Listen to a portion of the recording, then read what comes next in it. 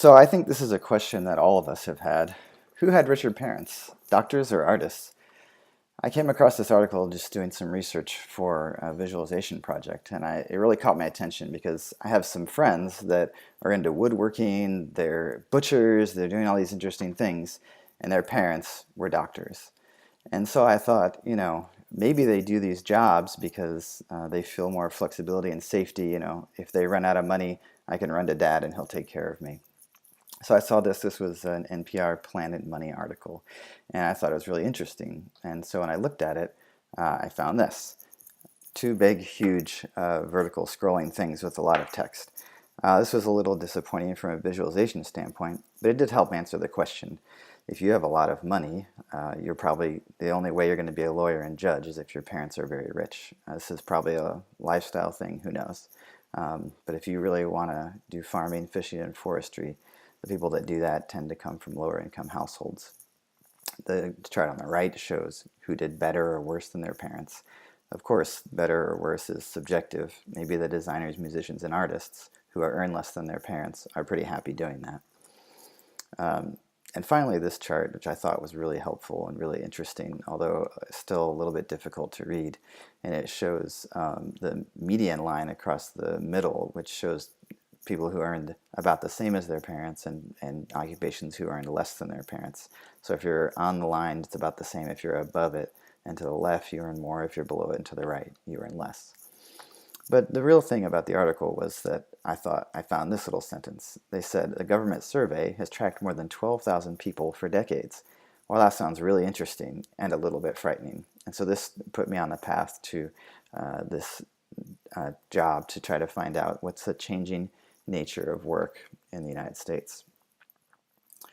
So first of all, I started out by making some sketches of what kind of data I thought I could get out of this survey. This is a national longitudinal survey where they interviewed these people regularly over the course from 1979 until today. I also found out there's a second survey that started in 1997 up until today, and those people are roughly my age. So I thought it'd be interesting to look at whether millennials, these young people, change jobs more often and whether than their parents did at the same age. Actually, I had a lot of different questions that I came up with, but this was one of them as I looked at the data that I thought I could probably answer. And to come up with how to visualize this, the kind of obvious thing we learned in stats is, well, get all of the data, you can bin it by age, and then look at the mean or the median, and then look at the standard deviation, and you can draw some error bars, and you can get your answer right there. Actually, you don't even need to visualize it. You can get a p-value that tells you whether the means are different. So this is pretty interesting and obviously a good idea. You want to make sure that your visualization is accurate. But I was trying to think of some other ways to do it. At the lower left, I was thinking, is there a way to visualize it like a scatter plot, directly see the lengths of the jobs that these people had? Now with 12,000 people, you couldn't show all of them, but maybe I could put them into quantiles. Maybe for each age, I could create maybe 5 or 10 at the most quantiles of the lengths of the jobs and then show them horizontally on the chart and then color code for the year. I couldn't produce this plot with the resources I had available and what I know, but I think it'd be really interesting. On the right is what I did try to do, and that was to combine two plots. The plot kind of on the upper left, which is the basic data, and a plot showing different quantiles for different ages. This seemed like a trade-off and maybe like something I could achieve. So what's supposed to be on the top there is maybe 4 quantiles or something like that, showing who was had changed job, had the shortest job length up to the longest job length, divided by quantile and by cohort. And then that would be linked to a chart on the bottom that would show something a little bit different, maybe median job lengths or jobs per person or something like that. I wasn't quite sure what to put on the bottom chart, so I was looking at trying to come up with different examples. I didn't want to chart exact. I could chart the entire data on the bottom, not broken out by quantile, but I didn't think that would be quite as interesting. So I finally, after a lot of parsing and working through the data, got it into a form I could use and produced the first chart. So this shows the mean job lengths in months for each of the 2 cohorts divided by age. bin by age.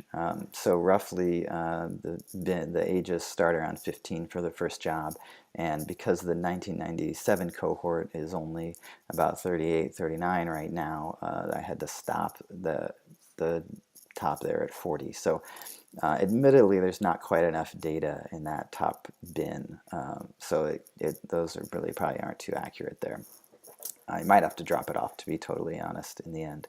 But it's still pretty interesting. It looks like the 1979 people at the same age held jobs for a lot longer. I also charted the average jobs per person.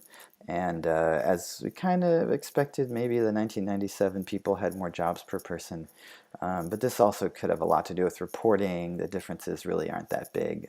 So I was a little disappointed with this.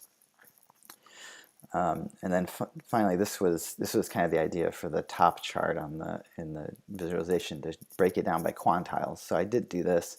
This has been for, I think, the 20-year-old to 25-year-old group by cohort. So this was supposed to be the top of the chart. And the idea was for it to look like this. Now, I got it to look like this, but it doesn't actually work yet.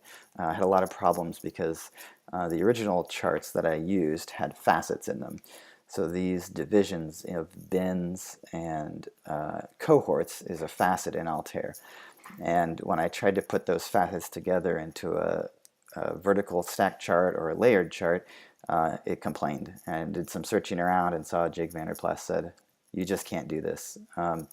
So my next step was to try to change my data, right? So I dropped the ages. I went ahead and did it manually in the data. Took the ages and tied them directly to the cohorts, and took the ages or the cohorts and tied them to the quantiles.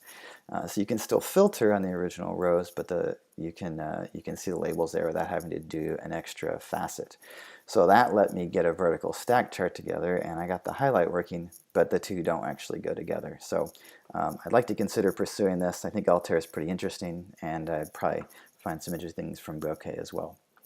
Thanks a lot, YY. It was a great semester. I really learned a lot and enjoyed it. Bye.